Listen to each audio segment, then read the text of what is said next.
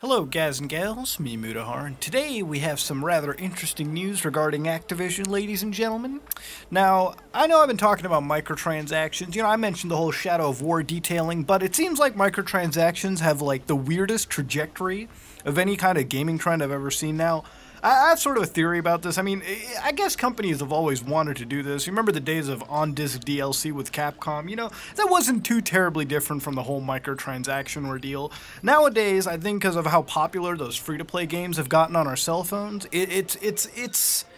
there's no reason for developers not to bother dealing with the shit. People pay for it, and it works.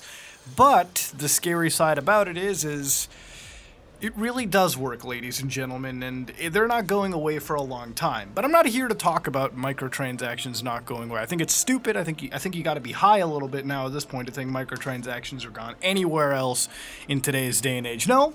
Today we have to talk about a certain patent that Activision has actually won. One they've filed for a little bit, I think since 2015 if I'm not mistaken. One they've actually been awarded. And it's one that allows them to implement microtransactions in matchmaking. Now, how do you introduce that? Now, it's not exactly you buying it. It's actually Activision goading players who play online games to buying microtransactions. Let me tell you how this works. And before this works, let's get our little technical hats on and understand what matchmaking is. So you're playing multiplayer games, right? And you're trying to hook up with people online to play with. That's about what matchmaking is at the layman's term levels.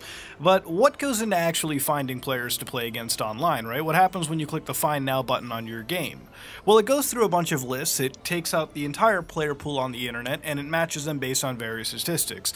So one of them can be match them based on region, right? So that German players and Japanese players, for example, won't end up playing their games together. Obviously due to the fact that if they both played together, their connections would be shit, one for the other party or for both. In many cases, it also involves, player skill ranking, and that's game dependent, right? Where it can take things such as your kill-death ratio, time played, certain a bunch of metadata, some more so than others, some have different algorithms, and it finds players of like-minded skill, so that people who are really good at the game won't be matched with people who just literally started playing the game, and that will eventually cause a lot of hurt for the people who have just started, right? Like, let's say you put somebody who's really good at playing Counter-Strike with somebody who just started. The guy is really good, guy or girl is really fine, is just going to decimate the one at the bottom. That's just how it works. There's a lot of stuff that goes into matchmaking. It seems that Activision introduced a new engine, a new filter to the whole matchmaking process as well, and that's goading people into buying certain microtransactions. Now let's detail what they mean.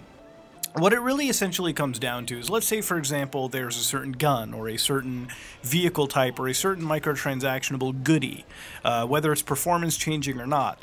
What Activision will do is, let's say, for example, you have somebody who bought the sniper pack or something for Battlefield 3, a sniper shortcut pack. Let's use that as an example. It exists, and let's assume that a player who wants to become a good sniper but doesn't buy the pack yet, well, they put him up with the actual person who's bought the pack. And basically, by playing in a lobby with somebody who has a microtransactionable goodie, it essentially puts in, or at least reinforces the person who hasn't bought their microtransaction to go out and buy a microtransaction entirely. It can go all the way up to putting you with people who have really cool looking armors and camouflages and whatnot, and essentially making you feel like the lonesome person out. So let's say there's 10 players playing a game. 8 of them have really cool looking gear. 2 of them don't. Well, it's going to make the 2 players who feel pretty out of the loop go out and maybe buy a couple packs and roll the dice and see if they can get that equal good looking loot for themselves. As you can see, it's a pretty shady practice, and it's scary because Activision has a lot of multiplayer games out in the market that are pretty loot-focused right now. Overwatch, which again only uses it for a cosmetic purpose, and for the most part you can earn all of them through the in-game leveling system anyways. But that is one of the things to concern about. There's also Destiny 2, there's also Diablo 3, which doesn't really have the microtransaction side, but you get the idea of the multiplayer games with that level of loot-based systems. Now, Activision said that this is just a research and development thing, and that it's not implemented in any game. In fact, Destiny 2's chief of staff has really come out and said that, no. It doesn't really happen in Destiny 2, and they're not trying to push that kind of an agenda. Now, I'm not going to put the tinfoil hats on, ladies and gentlemen. I'm not going to believe that there's a flat earth conspiracy going on in the world of Activision and say that they have this implemented secretly in their games. But given Activision's trends, I'm never gonna put it past them. Okay, you know, at this point, it's you can't trust any of these bitches on the internet. Okay, you can't do it. You can't trust any of these goddamn AAA developers sometimes.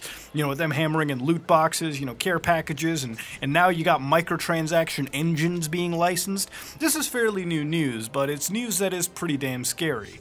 Now, of course, Activision has a patent, so it's not like anybody else can really push this idea out on the market right now from EA or Rockstar or anything like that. So as far as we're concerned, it's only Activision that has this shit there and they're in.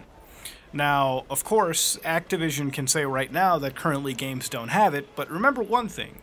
With the world of gaming nowadays, where games have to have a day 1, day 10, day 15 patch in order to function properly, how far are we off from maybe Destiny 2 getting a little bit of a patch-a-rooney, maybe by the time that PC version rolls out, for them to have this kind of bullshit tossed right into it, where they're going to goad people into buying microtransactions. Of course, it's not forcing them, but of course by leaving a lot of people that are impressionable out in the market where they don't have anything good, is going to get them a couple more sales guided towards the direction. I won't be buying any microtransactions, haven't and never will, but I can't say the same for a lot of other people. You know, a game that I've been playing a lot, Rainbow Six Siege, is a game that I've put a fair amount of time into, and it's one of the games where I've almost considered buying microtransaction packs to unlock the last operator or two that I have left, or for some really cool looking gear. But then at the same time, I slap myself silly, you know, yank my nutsack by a cord and say, no, Muda, don't buy any Rainbow Six credits, especially after Operation Health, and be smarter with your money. And in most cases that works. But let's say, for example, you have 12-year-old Mudahar who, you know, might be playing against those rich kids on the block. You know, the rich kids who have the nice shiny golden guns and cool headgear and whatnot. Well, Muda might decide to put $5, maybe 10, maybe 15. Maybe Muda might put like $20 onto some alpha packs and say, ooh, maybe I might unlock something that don't do it. Alpha packs give you absolute fuck all. I've only gotten one legendary out of like 50 of them. Don't even bother.